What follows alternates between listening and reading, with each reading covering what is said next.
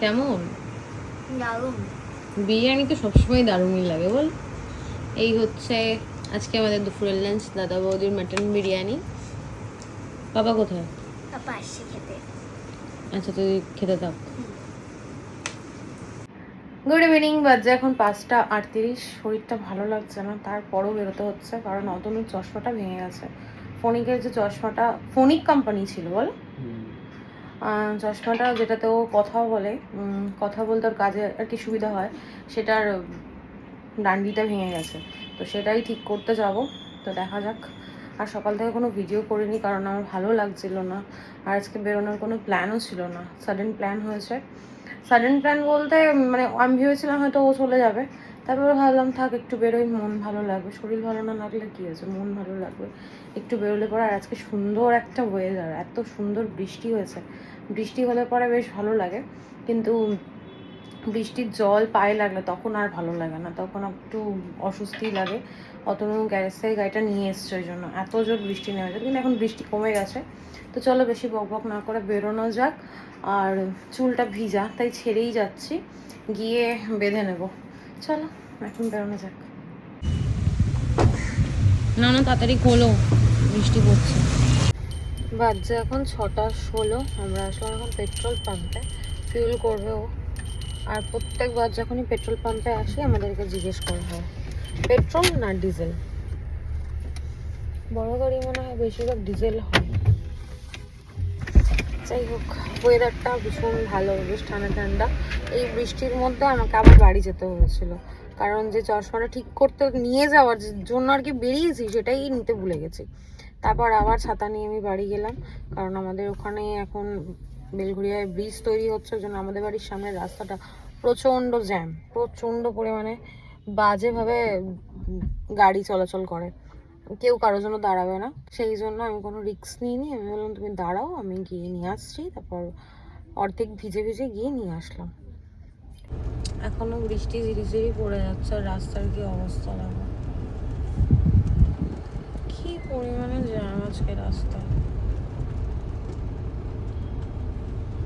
ভালো লাগে না। একদিনও কি কিউট। এটাও ইয়েদের ছিল, আমাদের ফ্ল্যাটে, মায়ের ফ্ল্যাটে যে থাকে না, ওপরে ওদের ছিল। কি যেন নাম কুকুরটার, আমার ঠিক মনে হয় কমেডিয়ান মনে হয়। না না কমেডিয়ান না গো, আরে সেই মুখের সামনে বেশ অনেক বসন টসন থাকে। সিজু। হ্যাঁ হ্যাঁ হ্যাঁ হ্যাঁ, এটাই।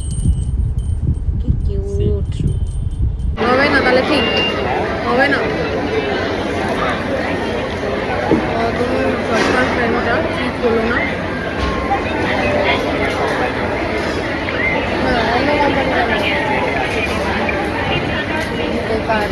অভ্যাসটা বিগড়ে গেল, মাঝখান থেকে লেন্স কাট থেকে বললো যে ওটা ঠিক হবে না। আর আমরা এখানে এসে বেকার, একদম বেকার। আমার এখন ব্যায়ামের জন্য আসতে ইচ্ছে করে, বসার জায়গা পাওয়া যায় না, ফুট করে এত বেকার লাগে, একদম ভালো লাগে। হ্যাঁ ও যাবে, মোবাইলে যাবে।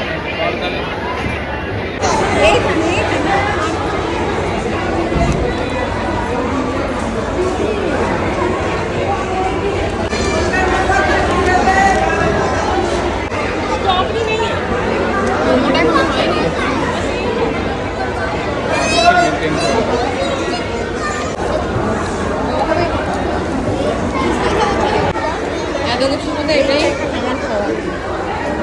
ওটা খা। এই প্রথমবার পুরো লিফটে আমরা একা, বাস হয়ে গেল। যেই কাজে আসলো সেই কাজটা কিছুই হলো না, বেকার কতগুলো পয়সা নষ্ট হলো। চলো এখন যাওয়া যাক, আর কিছু করার নেই। আমার কোথাও একটা মনে হয়েছিল যে ফ্রেমটা হয়তো ঠিক হবে না, কারণ এইসব ফ্রেম ওই ব্লুটুথ কানেকশনের ব্যাপারটা রয়েছে, তারা খোলেনি এখনো। কানেকশনের ব্যাপারটা না থাকলে হয়তো হয়ে যেত, কিছু করার নেই। এবার ও ইউজ টু হয়ে গেছিলো ফোনটার সাথে, ওটাই একটু প্রবলেম হবে। দেখা যাক কোনো অপশান বা ওটাই আবার পারচেস করবো কিনা, কে জানে ও কী করবে। চলো যাওয়া যাক। এখন যাবো হচ্ছে আমার শাশুড়ির দোকানে। এই গাড়িটা উল্টো দিকে চলে আসছে কেন আমার ব্যাকে? পুরো ব্যাক করে আবার ফুল প্রেসারে উঠবে। গাড়িটা পুরো চলে আসলো নিচে।